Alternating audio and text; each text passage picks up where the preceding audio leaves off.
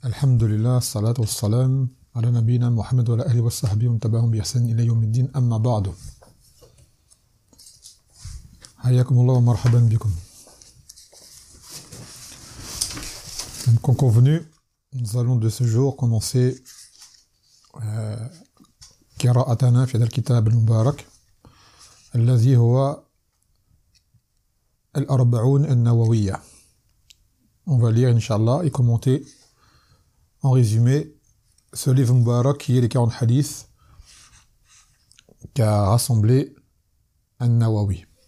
Rahimahullah ta'ala. La dernière fois, on a pris le Muqaddima, dans laquelle on avait évoqué que celui qui mémorise ces hadiths, les comprend et les applique, et sous leur vrai sens, il deviendra un imam. Bi'idhnillah ta'ala. Et quand on dit imam, c'est pas imam comme les gens le comprennent, imam, zama prédicateur ou quoi. Non, je parle d'imam, c'est-à-dire une personne dans la religion qui est une référence. Une personne qui est un exemple. Même si elle parle pas, même si elle n'est pas sur le minbar, même si elle n'est pas dolo, c'est une personne dans sa pratique, elle est exemplaire. On parle pas des imams comme les gens le prétendent. Et on le répète, à la base, ce terme-là, imam, là, c'est l'imam, celui qui préside la salat. C'est pas celui qui parle et qui fait des dolos, qui fait des vidéos, je ne sais quoi. C'est pas des imams, ça. Un imam, c'est celui qui vit au masjid, qui est devant tout le monde, qui fait la salat. Et c'est un imam. Parce que les gens veulent faire comme les gens du livre. Eux, ils ont leur prêtre, ils ont leur rabbin, nous, on a un imam. L'imam, ça peut être n'importe qui. Dans la salat, il dirige la salat. Et celui qu'on appelle imam, comme l'imam Malik, par exemple, c'est parce que ce sont des gens qui ont pris, justement, à haut niveau. Là, c'est imama fi din, dans le sens des imams, des guides en religion. Ces gens-là, ils n'ont pas besoin de mosquée ou de faire la salat. Leur science a suffi à ce qu'ils soient qualifiés de imam. Et les grands savants sont des imams. Et là, c'est pas le sens imam qui dirige la salat, c'est imam, des gens qui sont des guides pour la Ummah. Les autres petits prédicateurs, eux, c'est ni des guides. Et ils ont une mosquée, c'est un imam de mosquée. En dehors de ça, c'est monsieur tout le monde ou c'est un da'i ou quoi. D'accord? Donc attention à cette confusion que les gens ils ont. Dès que quelqu'un parle en religion, ils l'appellent imam un tel, et ça, c'est pas vrai. En religion, ça n'existe pas, ça. Taïb. Donc le but, là, c'est de faire, kama qala ta'ala, وَجَعَلْنَا لِلْمُتَّقِينَ إِمَامًا. Il faut de nous, pour les pieux, des imams, c'est-à-dire des guides. Et ce genre de kutub nous aide justement à y parvenir. Donc la dernière fois, on a pris la Muqaddima, une introduction légère. Aujourd'hui, on va entrer dans le premier hadith. الحديث الأول يقول عن أمير المؤمنين أبي حفص عمر بن الخطاب رضي الله عنه قال سمعت رسول الله صلى الله عليه وسلم يقول إنما الأعمال بالنيات وإنما لكل امرئ ما نوى فمن كانت هجرته إلى الله ورسوله فهجرته إلى الله ورسوله ومن كانت هجرته للدنيا يصيبها امرأة ينكحها فهجرته إلى ما هاجر إليه. Donc c'est un fameux hadith qui est connu, que tout le monde a déjà entendu au moins une fois dans sa vie, un minimum, tant il est important. Ce hadith rapporté par Omar ibn Khattab, radiyallahu anhu, qui dit avoir entendu le prophète sallallahu alayhi wa sallam dire que les actes ne valent que par les intentions, et que chacun sera rétribué en fonction de son intention. Que celui qui fait la hijra pour Allah et son messager, sa hijra est comptée comme telle, pour Allah et son messager. Et celui qui fait la hijra pour avoir une part de ce bas monde ou pour une femme qui veut épouser, sa hijra sera comptée comme tel. Et le hadith, il est muttafaqun alayhi, c'est-à-dire apporté par Al-Bukhari et Muslim. Naam.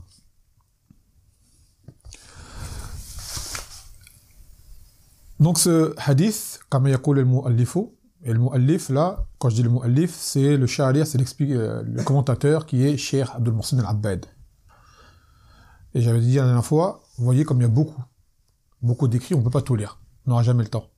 Donc je choisis des passages qui sont importants, des passages clés, en les traduisant, et on y ajoute, s'il faut, des commentaires, des exemples. يقول هذا الحديث هو إحدى قواعد الإيمان وأول دعائمه وآكد الأركان. قال الشافعي رحمه الله تعالى يدخل هذا الحديث في 70 بابا من الفقه وقال أيضا وثلث العلم. Donc ce hadith, il est parmi les fondements de la foi. Même il est la base de la foi, car ce hadith indique une condition indispensable pour voir les actes acceptés en religion. il rapporte que l'imam Shafi'i, et l'on dit imam, au sens comme il le mérite, que ce hadith rentre dans 70 branches du fiqh. Il a dit également que ce hadith, c'est le tiers de la religion, à lui tout seul. ويقول هو أحد الأحاديث التي عليها مدار الإسلام. C'est l'un des hadiths sur lesquels, qui sont les points de pivot de l'islam, sur lesquels se repose l'islam. ويقول لا يستغني متدين عن معرفتها. Et ce hadith, aucune personne dotée d'une bonne religiosité ne se passe de ce hadith. Il est obligé de le connaître, de le comprendre et bien évidemment de l'appliquer. نعم. يقول ونقل جماعة من السلف كانوا يستحبون افتتاح الكتب بهذا الحديث.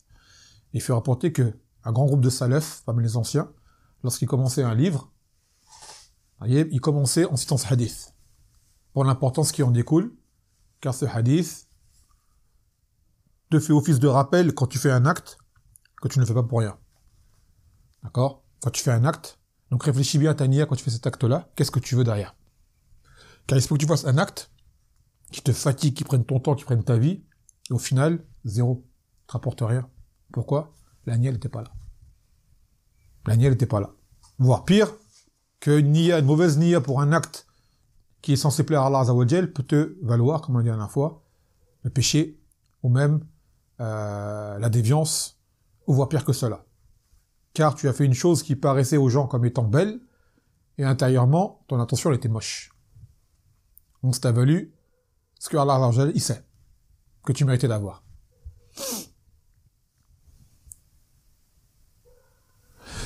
Et ce hadith concerne toute forme d'acte, que ce soit les actes apparents, que ce soit les actes, les paroles verbaux, ou les actes intérieurs, les actes du cœur. Car vous savez, l'iman, la foi, c'est trois choses. C'est parole de la langue, c'est croyance du cœur, on appelle également parole du cœur, et quand on dit croyance du cœur, c'est la croyance et les actes du cœur. Les actes du cœur comme la peur, l'espoir, le tawakkul, la crainte, et autres. Et on appelle ça qawl al-qalb. Ça s'appelle également parole du cœur. Et il y a les paroles des membres, les actes des membres, les actes apparents.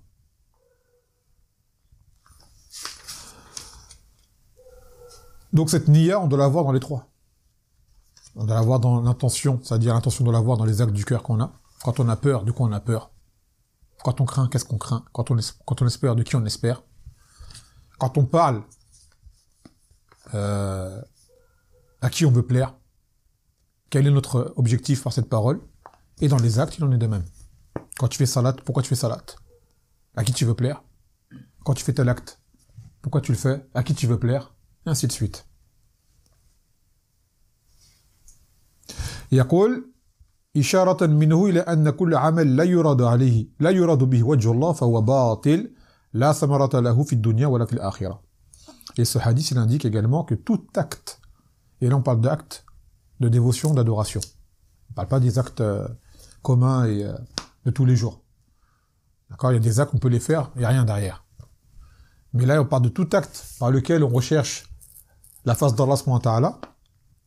Si c'est un acte que Allah a ordonné de faire, ou a indiqué qu'il était préférable de faire, ou autre, et que par cela on vise autre que lui, alors cet acte sera vain. Il n'apportera aucun fruit en ce bas monde, ni dans l'au-delà. Et voire même, ça peut aller plus loin. Il rapporte une parole de l'imam Ahmed, فإن الدين كله يرجع إلى فعل المأمورات وترك المحظورات والتوقف عن الشبهات وهذا كله تتضمنه حديث النعمان بن بشير وإنما يتم بذلك بأمرين أحدهما أن يكون العمل في ظاهره على موافقة السنة وهذا هو الذي تتضمنه حديث عائشة والثاني أن يكون العمل في باطنه يقصد به وجه الله عز وجل كما تضمنه حديث عمر. Il dit en indiquant une parole de l'imam Ahmed qui dit que la religion entièrement se base sur quoi? Quels sont les objectifs de la religion? C'est d'appliquer les ordres. Ce qu'il nous a ordonné de faire, on le fait. De délaisser les interdits, ce qui nous a été interdit, on le délaisse. Et de s'abstenir des choses ambiguës, quand tu sais pas. D'accord? T'as des choses ambiguës. Est-ce que c'est halal? Est-ce que c'est haram? Je sais pas, en fait. Qu'est-ce que tu fais? Tu dis, je m'abstiens. Et c'est ce que je sache. Si je sais que c'est halal après, alhamdoulilah. Parce que si jamais tu as un doute sur la chose et que tu l'as fait, ça va venir dans un hadith ça sera normalement 4e hadith de ce livre. On t'expliquera ce qu'il en est et que cela peut te coûter justement de prendre des péchés. Ça s'appelle le wara. Le wara, c'est la retenue. La retenue. Tu te retiens de faire une chose dont tu ne connais pas le jugement. Ne pas le faire, ça va rien te coûter. Et le faire, si jamais c'est mauvais, ça peut te coûter. Donc qu'est-ce que tu fais? Tu t'abstiens. Tu t'abstiens. Donc il dit, et ces 3 choses qui sont appliquer les ordres, délaisser les interdits, et s'arrêter dans les choses à équivoque ambiguës, les shubuhat, ces actes-là doivent être basés sur 2 règles, qui seront également expliquées dans les hadiths qui vont venir, dont celui d'aujourd'hui. Le premier, c'est que ton acte, celui que tu vas accomplir, il soit en conformité avec la sunna du Nabi sallallahu alayhi wa sallam. Ça va venir dans le hadith de Aïcha, dans le kitab Inch'Allah. Que tout acte qui n'est pas en conformité avec la sunna, il est rejeté. Tu rentres dans la bid'a et dans l'invention en religion. C'est rejeté. C'est pas accepté. Quoi que tu fasses, quelle que soit la quantité, c'est pas accepté auprès d'Allah. Et deuxième condition, c'est celle-ci. Ton intention. D'accord? Ton intention. Et on le répète, il y a également une autre condition, mais comme elle est tellement évidente que les ulama la citent pas, c'est que tu sois musulman. L'islam. Sans islam, Allah accepte aucun acte. De base. Il accepte que du musulman. Celui qui n'est pas musulman, quoi qu'il fasse, c'est pas accepté. Même s'il est sincère, c'est pas accepté.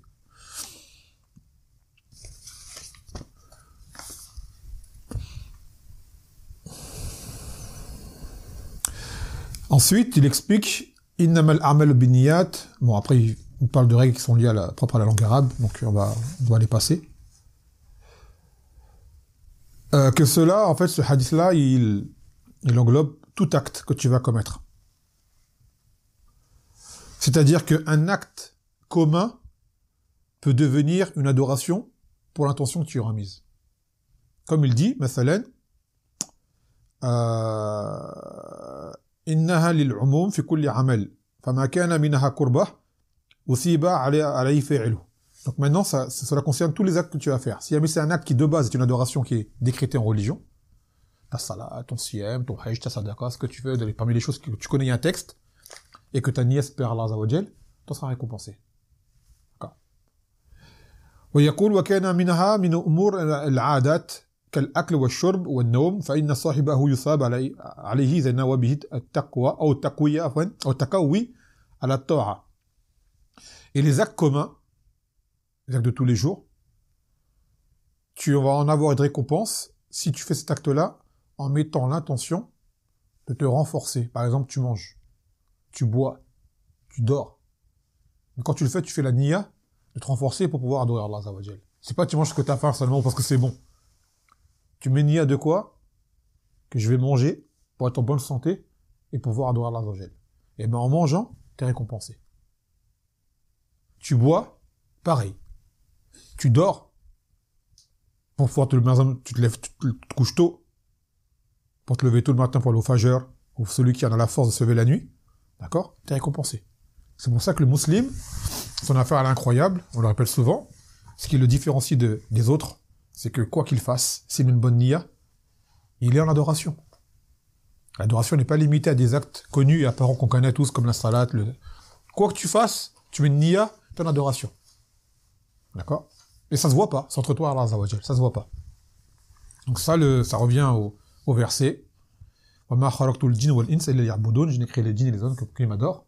Donc toi, le musulman, tu peux être en adoration constante, sans même que cela se voit. Tu auras tes adorations qui seront apparentes, et d'autres que personne ne saura par Allah Azza wa Jal. Et même, on va prendre dans un hadith, même avoir des rapports avec ta femme. Avoir des rapports avec ta femme dans le halal, tu en tires une récompense. Le hadith, il va venir, bismillah. يقول أن الأعمال معتبرة بنياتها والنية في اللغة القصد وتأتي للتمييز بين العادات كتمييز فرض عن فرض أو فرض عن نفل أو تمييز العبادات عن العادات كغسل من الجنابة وغسل تبرد وتنظف. Donc le fait que les actes ne valent que par les intentions, al-niyya, on appelle ça niyya en arabe. Al-niyya, c'est littéralement parlant, c'est al-qasd. Al-qasd, c'est la chose que tu vises. C'est la chose que tu vises, c'est l'objectif. Et elle vient, cette niyya, pour distinguer entre les actes d'adoration. Pour pas que tu fasses un cocktail et tout est mélangé, tu sais pas quoi et quoi. Mais celle-là, tu différencies entre les actes obligatoires. Par exemple, la salat du dhuhr, c'est pas celle du asr. Même des fois, ça t'arrive, par exemple, tu es en voyage, tu fais le jam entre les deux. Mais il faut que tu mettes la niyya du dhuhr avant de la faire. Ensuite, tu fais le asr. Si tu mets pas la niyya, ta salat, elle est pas acceptée. Et quand tu mets la niyya, tu mets la niyya du dhuhr. C'est pas juste une niyya, je fais une salat. Tu mets la niyya du dhuhr. Quand le asr il vient, tu mets la niyya du asr. Quand le maghreb il vient, la niyya du maghreb. Ça, c'est obligatoire. Tu mets la niyya de la salade que tu vas faire. Donc, tu distingues par ta niyya quelle salade tu as faite. D'accord? Quelle salade tu as faite à ce moment-là, ta niyya le distingue. Également, il distingue un acte obligatoire d'un acte surrogatoire. Tu vas distinguer par exemple ta salat obligatoire d'une que tu fais de toi-même qui n'est pas obligatoire. Par quoi? Par la niyya. Par exemple, tu fais salat al-duha le matin, tu mets la niyya du duha. D'accord? Quand le soir, pendant le ramadan, tu fais tarawih, tu mets niyya tarawih. Voilà. Et ensuite, tu as même les adorations al-muqayyada, surrogatoire, et le mutlaqa. Al-muqayyada, c'est par exemple comme le duha, c'est salat ou adorations qui ont un texte qui te disent que telle adoration, tu l'as fait à telle façon, à tel moment défini. Par exemple, le duha, salat du duha, c'est une salade qui est surrogatoire, mais tu ne la fais pas n'importe quand. Tu l'as fait entre le lever du soleil et avant le zénith. Après, c'est fini, tu peux plus la faire. Le witr, tu le fais après l'isha, juste avant le lever du soleil. Le fajr. En dehors de cela, tu peux pas le faire, à part pour quelqu'un qui serait excusé, qui l'aurait raté. Là, c'est autre chose, le rattrapage. Tu vas pas faire le witr après le dhuhr. Non. C'est-à-dire que c'est des actes d'adoration surrogatoires, mais ils ont des règles. Tu les fais dans leur temps. D'accord? Et tu as des actes d'adoration qui sont, eux, absolus, tu les fais quand tu veux. Quand tu veux. Sauf si un texte te dit, à tel moment, tu ne fais pas ça. Par exemple, tu as des salawats, tu as des heures, faut pas les faire. Comme vous le savez, tu as des heures où la salat, elle est interdite. Donc toi, tu distingues entre ces adorations, entre celui qui est surrogatoire absolu, celui qui est surrogatoire conditionné, celui qui est obligatoire, et celui qui est plus qu'obligatoire encore. Ainsi de suite. Ça, comment tu le différencies? Par ton intention. Tu ne verras pas une personne faire un acte sans qu'elle ait une intention. C'est obligatoire. Quoi que tu fasses, tu vas à Carrefour, tu as l'intention d'acheter un stylo. Tu vas là-bas à la sandwicherie, tu as l'intention de manger. Tu vas à tel endroit, tu as l'intention de faire... Quoi, tu fais rien sans avoir une intention. Maintenant, toi, tu te dis, mon intention c'est quoi quand je vais faire ça? Une adoration. Et là, il dit également, pour distinguer une adoration d'un acte commun. D'un exemple du ghusl, du lavage. Le vendredi matin, avant d'aller au Jumu'ah, c'est de faire le ghusl. Après, il y a un khilaf entre les ulama, est-ce qu'il est obligatoire ou pas. Sans regarder ce khilaf-là, si quelqu'un il vient, par exemple, le vendredi matin, il va faire un peu de sport, il fait un foot, il transpire, après il rentre, il se douche. Et après, il va au Jumu'ah, et après il dit, oh, j'ai pas fait le ghusl du Jumu'ah. Ah, mais c'est bon, je me suis douché après le foot, c'est bon. Non. T'as pas fait le ghusl du Jumu'ah. Pourquoi est-ce que t'as pas mis la niyya du Jumu'ah quand t'as fait ton ghusl? T'as fait la niyya de te rincer du sport. Ben ça, c'est un acte commun. Mais l'acte du ghusl du Jumu'ah, eh ben, il n'est pas accepté. Je te dis pas que ton Jumu'ah n'est pas accepté, hein. Je parle le ghusl, que tu dises, ouais, c'est bon, j'ai fait mon ghusl, non, tu l'as pas fait. Ceux qui sont mariés, mathalan, après avoir du rapport, ghusl janaba, de l'impureté majeur, mathalan. Eh ben, pareil, quelqu'un qui a eu un rapport, qui s'est douché, il a fait un ghusl, sans mettre la niyya du ghusl janaba, d'accord? Eh ben, quoi qu'il fasse comme salat après, c'est pas accepté. Pourquoi? Parce il s'est pas purifié. Donc l'attention, elle est primordiale pour l'acte que tu vas faire. Si ton ghusl de janaba, t'as pas fait l'intention du janaba, mais tu t'es douché de la même façon, tout ce qu'on fait comme rite, mais t'as pas mis la niyyah de junaba, et ben après ton wudu et tes salats, tous sont batil. Parce que t'es pas purifié. Donc, innamal a'mal binniyat. L'intention, elle est primordiale.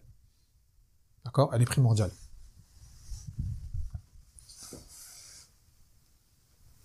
Donc, distinguer entre les actes habituels et les actes d'adoration qui ont une apparence similaire. Ils sont pareils.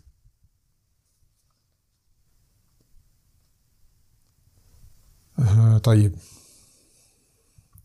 Il dit قوله إنما لكل امرئ ما نوى, que chacun son acte sera pris en considération en fonction de son intention. إخبارنا أنه لا يحصل له من عمله إلا ما نواه. Cela informe que son action ne sera prise en compte que par son intention, quand il l'aura faite.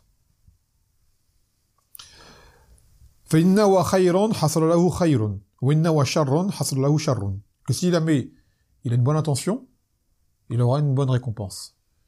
Et s'il a une mauvaise intention, eh ben il aura un péché. Et ça, même sur un acte qui de base est correct. Mais lui, dans son intention, dans son cœur, il a une intention qui est mauvaise. Salam, vous savez ce hadith de ces trois qui seront interrogés, parmi les trois premiers qui sont interrogés au Al-Qiyamah, il y a le lecteur du Coran, il y a le riche qui faisait aumône, et il y a le combattant sur le sentier d'Allah Azza wa Jal. Chacun sera interrogé pourquoi ils ont fait ce qu'ils ont fait. Il sera dit au Qari, pourquoi tu lisais le Coran? Il disait, pour l'enseigner aux gens et par amour pour toi. Il sera dit, tu as menti. Tu as appris le Coran, tu l'as récité pour qu'on te dise que tu es quelqu'un qui récite bien. Et dans la dunya, les gens l'ont dit. Ils t'ont vu, ils étaient impressionnés par ta voix, par ton itqan, comment ton hifz, il était précis, méticuleux. Même il te voit peut-être pleurer dans la salat. Tu vois? Mais Allah, il va te dire, il va te faire comprendre, moi, je sais c'est quoi ta niyyah. Tu voulais plaire aux gens. Donc il sera où? Lui, il sera au feu. Dans la dunya, on l'a vu, mashallah, imam, tu le vois partout, on est partout, c'est, voilà, des références. Mais sa niyyah, il y a que Allah qui la connaît. Il sera jugé pour cette niyyah-là. Pourtant, il a fait un acte de bien. Après le Coran, c'est pas rien. Le deuxième, celui qui fait sadaqa. Il a eu de l'argent. Il lui sera demandé, pourquoi tu donnes de l'argent? Il a dit, c'était pour te plaire, ya Rabbi. Pour toi. Il sera dit, non, tu as menti. Tu fais ça pour que les gens disent que tu es généreux. Et les gens l'ont dit. Tu vois. Il sera où après? Au feu. Pourquoi? Car il a fait un acte de bien en apparent, mais sa niyyah, elle était mauvaise. Sa niyyah, c'était de plaire aux gens qu'on le fasse son éloge. Et pareil pour celui qui combat. C'est la même chose. Et tu as des actes que tu vas faire. كما قال النبي صلى الله عليه وسلم إذا التقى المسلمان بسيفيهما فالقاتل مقتول في النار فقيل يا رسول الله هذا القاتل وما بال المقتول قال كان حريصا على قتل صاحبه. Il a dit si les deux musulmans se rencontrent avec leurs épées, c'est-à-dire pour se combattre, il a dit le tueur et le tué, les deux sont au feu. Ils ont dit le tueur, les sahabés ont dit le tueur on comprend, mais le tué qu'est-ce qu'il a fait? Le tué il a été tué mais comptait aller tuer l'autre à la base. Seulement il s'est fait tuer en premier. Seigneur s'était tué donc lui aussi sera au feu. Tu vois? Et là, on parle de gens qui allaient se battre sans raison valable. Pas un qui se défend, légitime défense. Ça, c'est autre chose. Par exemple, tu vas voir quelqu'un, il a un conflit avec un frère. Il sait pas où trouver le frère. Il dit, le frère, je sais, il va au tel masjid. Tu vois? C'est le dhor, tiens, je vais y aller, je vais l'attraper. Et il va au dhor, au masjid. Les gens disent, ah, il va faire salat. Non. Il va faire salat. Il va attraper un frère au masjid. Tu vois? Sa niyyah, c'est quoi? D'aller frapper quelqu'un, ou d'aller faire du mal à quelqu'un, ou d'aller, même pas frapper, on dit, je sais pas, moi, l'endette, il va jamais au masjid. Et c'est que le frère qui veut, il est à tel masjid à telle heure. Je vais aller là-bas, je vais demander mon argent. Il va aller au masjid, il fait la salat, il réfléchit juste, il est où l'autre là? Il cherche. Après la salat, il fait le taslim, hop, il attrape. Ya akhi, et Allah mon argent. Ou telle et telle chose. Il est venu au masjid, il a fait la salat, mais son but c'était quoi? Je parle de quelqu'un qui, à la base, vient pas au masjid. D'accord? Pas quelqu'un qui va au masjid et ce jour-là, il va aller là-bas pour une raison précise. C'est pas quelqu'un qui va pas au masjid. Tu vois? Aslan, il est parti au masjid pour voir une personne pour un truc précis. Donc sa niyyah, c'était quoi à ce moment-là? Autre chose que la salat en jama'a.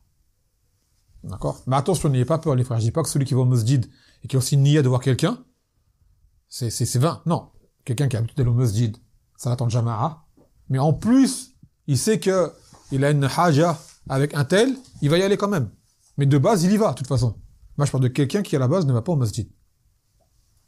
D'accord? Il va pas au masjid. Et donc, il y a plein d'actes comme ça. Et dont ce hadith qui donne exemple de celui qui fait la hijra. Là, l'auteur, il va en parler. Il dit, al-hijratu min al-hajr, wa huwa tark. La hijra, c'est un du mot qui est hajr, qui veut dire délaisser quelqu'un. Délaisser une chose. C'est le délaissement. Vous savez, par exemple, ce qu'on appelle le hajr, quand tu boycottes quelqu'un, tu le délaisses. Le mot hijra, il vient de là. Délaisser une chose.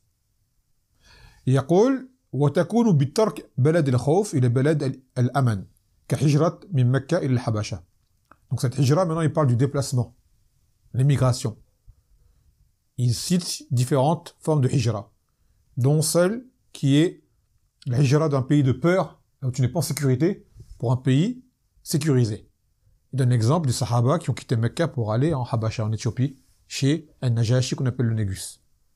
À savoir qu'à cette époque-là, il n'y a pas de pays d'islam. Donc ils ont pris le pays qui était le meilleur pour eux. D'accord? وَتَكُونُ مِنْ بِلَادِ الْكُفْرِ إِلَى بِلَادِ الْإِسْلَامِ.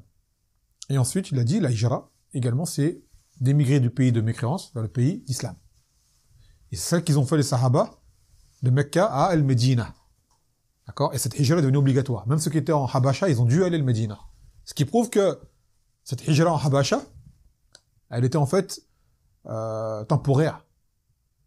C'était en attendant que ça se tasse pour eux, ça se calme pour eux, ils sont partis là-bas, plutôt que rester à Mecca et subir les sévices de Quraysh. Mais en réalité, ils n'étaient pas installés pour vivre là-bas. Donc la vraie hijra, elle était où? Après al-Medina. Donc aujourd'hui, partir dans un pays de koufr qui est meilleur que celui dans lequel tu es, cela te sera permis, mais c'est pas une hijra. Comme celle de quitter le pays de koufr vers le pays d'islam. D'accord? On te dira c'est mieux pour toi, par exemple, dans tel pays, au moins t'embêter, mais ne crois pas que t'as la récompense du muhajir qui est parti en pays d'islam. Ça c'est beaucoup plus dur, ça a plus de valeur. Donc c'est ce que les Sahaba ils ont fait. Ils ont quitté Mecca pour aller au Médina avec le Nabi sallallahu alayhi wa sallam. Et à leur époque, cette hijra est obligatoire pour tout croyant. Toute personne qui se rentre en islam devait aller au Médina. Pourquoi? Pour que les musulmans se multiplient, se renforcent, et de là a commencé ce que vous connaissez comme parcours prophétique, et que les règles sont venues, que l'islam, les musulmans sont devenus forts, qu'il y a eu les djihad et ce genre de choses. Il a fallu qu'ils se rassemblent tous dans le même lieu, d'accord, et qu'ils se soutiennent. Et une fois que Mecca a été conquise, aller au Médina n'était plus obligatoire. Mais la hijra de quitter le pays de Koufra, pas d'islam, c'était resté obligatoire. Mais t'allais où? En pays d'islam. D'accord? Mais maintenant qu'aller au Médina en soi n'était plus obligatoire à ce moment-là. Car Mecca était redevenue la terre des musulmans. Et d'ailleurs, l'auteur lui-même, Cheikh Abdul Mohsen Al-Abbad, une fois a été interrogé par un homme qui disait qu'il avait fait la hijra en Italie. Cheikh Al-Abbad, il a dit, ça c'est pas la hijra, ça c'est la hijra des oiseaux, ça. C'est les oiseaux migrateurs qui vont d'un lieu à un lieu pour les saisons, pour des causes. Il a dit, toi, c'est pas la hijra que t'as fait. C'est la hijra des oiseaux que t'as fait. La hijra, c'est en pays d'islam. Pas en Italie, pas en Allemagne, pas en Angleterre, pas au Canada. C'est en pays d'islam. Tu vois. C'est lui-même qui lui a dit ça. Hijrat al-Tuyur. Taïeb. Donc, ensuite, il a parlé de cette hijra en disant que Man kanat hijratuhu ila Allah wa rasulihi, fa hijratuhu ila Allah wa rasulihi. Que celui qui fait cette hijra pour plaire à Allah et son messager, cette hijra, ça comptait comme tel. Et ensuite, il dit, celui qui a fait cette hijra pour un bien mondain, pour épouser une femme, c'est-à-dire, en apparence, il aura fait un acte de mérite, mais sa nia, c'était quoi? C'était pas Allah et son messager. D'accord? Par exemple, il est ici, il est en France. Un exemple, et c'est fréquent, et il veut se marier. Et il entend qu'il y a une sœur à marier au Maroc. Tu vois, la sœur a tout le profil qu'il lui faut. Mais la sœur a dit, moi, je reste au Maroc. Le frère dit, c'est bon, je vais venir. C'est quoi qu'il veut en partant au Maroc? Il veut se marier. Après, c'est pas impossible qu'ils disent, khalas, je vais la hijra également. Tu vois? Ça fait longtemps que je voulais partir, khalas, ça va me booster, je vais partir. Mais t'en as, ils veulent juste la faire. Tu vois? Donc lui, on va dire sa hijra, elle est comptée comme quoi? Pour le mariage. C'est tout. Ou, un autre exemple, un frère qui est en France, qui n'a pas de travail. Il tourne en rond miskin. Et après, elle au Maroc, pareil. Il dit, moi, j'ai un plan, par exemple, j'ai un travail pour toi, telle et telle chose, on ramène des voitures de France comme ça, et ça rapporte beaucoup d'argent. Je dis, ah ouais, ça me convient. Il va aller au Maroc. C'est quoi son but? Parce qu'il a trouvé un travail là-bas. D'accord? Comme les koufars, ils font, il y en a plein, ils partent dans les pays pour aller travailler. Ils vont au Canada, ils vont en Chine, tu vois, ils s'installent là-bas. C'est quoi leur but? C'est Allah et son messager? Non. C'est là-bas, il y a un travail avec un bon salaire et j'ai des avantages, des privilèges, je vais là-bas. Et il reste là-bas. Après, ça lui plaît, il fait sa vie là-bas. Eh ben, nous, quand on fait les gens, on ne doit pas penser comme ça. On doit penser en premier lieu, ce qu'on fait, c'est pour plaire à Allah et son messager. D'accord? Et renforcer l'islam. Et il dit, قال ابن رجب قد اشتهر أن قصة مهاجر قيس هي كانت سبب قول النبي صلى الله عليه وسلم هذا الحديث. Il y a une fausse rumeur qui disait qu'il y avait un homme qui s'appelle Muhajir Qais. C'est un homme qui avait quitté, je sais pas c'est Mecca où, pour rejoindre une femme qui s'appelait Qais qui était à Al-Médina. D'accord. L'histoire elle est vraie, mais le hadith n'est pas venu en rapport avec cette histoire-là. Parce qu'il y en a qui disent que la cause de ce hadith c'était lui. Les ulama disent non. L'histoire elle a vraiment eu lieu, mais le hadith n'est pas en relation avec son voyage vers Qais. D'accord. Donc si jamais vous l'entendez, cette histoire-là, vous dites l'histoire elle est vraie, mais le hadith, la cause de la venue du hadith n'est pas cette histoire-là. Ensuite il dit النية محلها القلب والتلفظ بها بدعة فلا يجوز التلفظ بالنية في أي كربة من الكرب. Il a dit donc maintenant la niya c'est où son emplacement? Dans le cœur. La niya c'est dans le cœur. Il a dit tu n'as pas le droit de la prononcer. Prononcer la niya avant l'adoration c'est une bid'a. Par exemple quelqu'un il vient, vous allez voir, vous connaissez sûrement les Ahbesh. Vous connaissez les Ahbesh? Vous connaissez pas les Ahbesh? Vous connaissez pas? C'est une secte qui existe. Ils sont là et eux, par exemple, ils vont te dire on fait la salat, tu prononces ta niya. Je suis au masjid, je fais la salat al-dhuhr, derrière l'imam, tu prononces. Tu vois? Et ils le font. Moi, je les ai vus. Ils disaient de le faire. Et il y a même des ulama qui se moquaient d'eux. Ils disent oui, n'oublie pas de dire à telle heure, tel jour, à tel masjid, dans telle ville, dans tel pays. Tu vois, pour dire tu t'en fais trop, tu vois. L'islam t'a pas le droit de faire ça. Dans ton cœur, ça suffit. Quand tu arrives au masjid, pourquoi t'es venu au masjid à cette heure-là? C'était quoi? C'était pour ça. Donc ta niya, elle est là. C'est comme le siyam.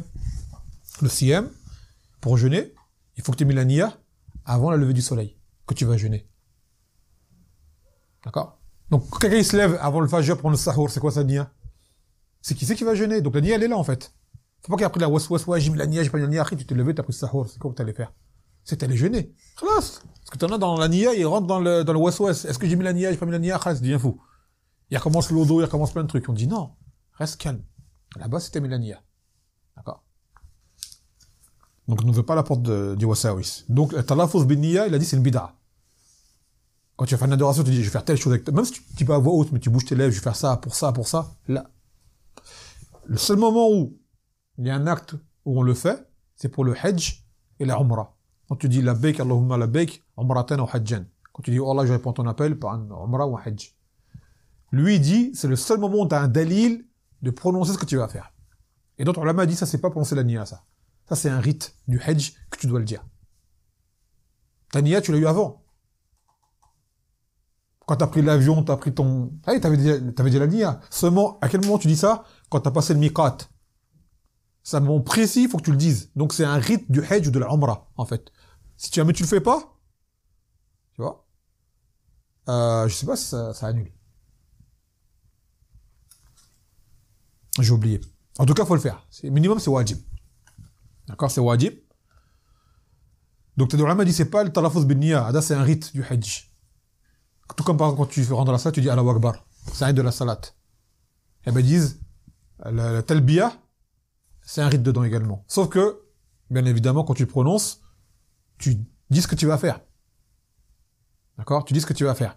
Mais c'est une chose que l'islam te demande de faire. Donc, que ce soit un talafuz bin niya ou pas, on a un dalil, il faut le faire. En dehors de cela, il n'y a rien. Avant de jeûner, tu dis pas je vais jeûner aujourd'hui, jusqu'au maghreb, non, t'as pas à le dire. La salat, t'as pas à le dire. D'accord? La zakat, je vais sortir mon argent, je dois donner tant, je dois donner un tel, non, t'as pas à le dire. Innamal amal binniyat, la niya est dans ton cœur. T'as pas à la prononcer ta niya. Donc il dit, khulasa, récapitulatif, mimma yustafad min hadha al-hadith. Donc ce qu'on doit retenir comme grand point de ce hadith, annahu la amal illa bi niyya, qu'il n'y a aucun acte que tu vas commettre sans que tu aies une intention de le faire. Quoi que tu fasses, que ce soit un halal, que ce soit un haram, que ce soit un bien, que ce soit un mal, tu vas faire une chose, tu sais pourquoi tu vas la faire. Sinon c'est que t'es un fou. Tu vois. Quelqu'un il sort dans la rue, tu fais, je sais pas. Tu marches, ouais, pourquoi, je sais pas. On va dire, il est fou, lui, il a un problème. Là, tu dis, je vais à Auchan, il sait où il va, il a une hein, je vais à Auchan. Je vais quoi, je vais acheter du fromage. Il sait ce qu'il va faire, pourquoi. Donc, non, en logique, un être humain sensé qui raisonne, quand il fait une chose, il sait pourquoi il va la faire. Que ce soit un bien ou un mal, que ce soit pour Allah ou pour ce cas-là, il sait ce qu'il va faire, pourquoi il va le faire. D'accord? ثانيا أن الأعمال معتبرة بنيتها, que les actes sont pris en considération en religion pour ton intention. Comme on l'a dit tout à l'heure, si jamais tu veux un bien, tu auras un bien, Inch'Allah. Tu veux un mal, même si ton acte il est bien, tu auras un mal, malgré que l'acte il soit bien en apparent. ثالثا أن الثواب العامل على عمله على حسب نيته. Troisièmement, que la récompense qui revient à celui qui aura agi, cela sera en mesure de son intention, comme on l'a dit. S'il veut un bien, Inch'Allah, il aura un bien. S'il veut un mal, il aura un mal. رابعا ضرب العالم الأمثال لتوضيح والبيان, que le savant, lorsqu'il explique des choses aux gens, il donne des exemples pour que ce soit figuré, pour que ça soit bien compris, que ce soit bien assimilé. Il faut qu'il trouve des exemples. Parce que des fois, tu t'expliques des choses comme ça en théorie, les gens n'arrivent pas à comprendre vraiment. Mais quand tu donnes un exemple imagé avec une personne, situation, il dit, ah, j'ai compris là. Donc, la bonne façon d'enseigner, donner des bons exemples, qui soient clairs et qui soient à la portée des gens. Pas avec les gens, avec le langage qu'ils comprennent et le mode de vie qu'ils ont. Dans le Coran, Allah Azza wa Jal, il parle de plein d'exemples. مثلا فلا ينظروا الى الابل كيف خلقت. Tu pas vu à la dromadaire chamelle comment elle a été créée, parce qu'à l'époque les gens se déplaçaient comment, en dromadaire. Donc Allah Azza wa Jal parlait aux gens, ils se comprenaient. Il y a un exemple des bateaux que les gens se déplaçaient, il n'y avait pas encore d'avion à l'époque. Mais aujourd'hui quand quelqu'un va parler, il va parler de la voiture, il va parler de l'avion, il va parler de téléphone, des choses qui sont employées par les gens à leur époque. Demain, je vais parler à un foulé, je parle de dromadaire, il va dire, j'en ai jamais vu de ma vie. De quoi tu me parles? Juste au zoo, j'en ai vu un. Il va pas comprendre. Mais tu lui parles de tel scooter, il dit, oh, c'est bon, j'ai compris. Mon grand frère en a un et je rêve d'en avoir un. Ah, si c'est de quoi tu parles. Il a compris. D'accord? Comme à l'époque, il rêvait d'avoir des chameaux, certains. Le gros chameau, c'était comme aujourd'hui une grosse voiture. Allons, avec Cheikh Abdelhamid, il cite souvent. Au Yémen, on a ce qu'on appelle Hilux. C'est les Toyota pick-up derrière. C'est le top pour travailler, pour faire le déménagement et tout. Il dit, à l'époque, un chameau, c'est comme le Hilux aujourd'hui. Les gens disent, ah ouais, d'accord. Parce qu'aujourd'hui, du chameau, ils disent, c'est quoi un chameau? C'est rien, un chameau. Compare-le avec une chose dont il a besoin aujourd'hui qui transporte. Il dit, ah ouais, d'accord. Là, j'ai compris. يقول فضل الهجرة لتمثيل النبي صلى الله عليه وسلم بها. Ce qui montre le mérite de la hijra, car le Nabi sallallahu alayhi wa sallam, dans ce hadith qui est de cette importance capitale, il a pris quoi comme exemple? La hijra. D'accord? Tant elle est importante. ثالثا أن الإنسان يؤجر ويؤذر ويحرم بحسب نيته. Également, ça ressemble au troisième point, que la personne sera récompensée ou prendre un péché en mesure de sa niya. سابعا أن الأعمال بحسب ما يكون وسيلة له. فقد يكون الشيء المباح في الأصل ويكون طاعة إذا نوى به الإنسان خيرا كالأكل والشرب إن نوى به التقوي على العبادة. Et que un acte que tu vas commettre, si de base il est permis, peut devenir t'apporter une récompense si tu mets une niya, d'atteindre une adoration avec. D'accord? Tout à l'heure on a dit l'exemple de celui qui mange pour se renforcer, pour adorer Allah Azza wa Jal. Celui qui prend sa voiture pour aller au masjid. D'accord?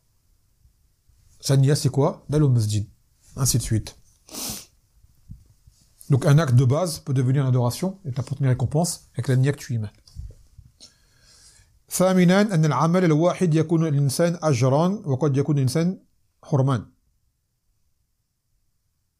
Et qu'un acte que tu vas commettre peut te valoir la récompense, tout comme il peut te valoir une privation de cet acte complètement. Quand tu l'auras mal fait, ou tu auras mis une mauvaise niya.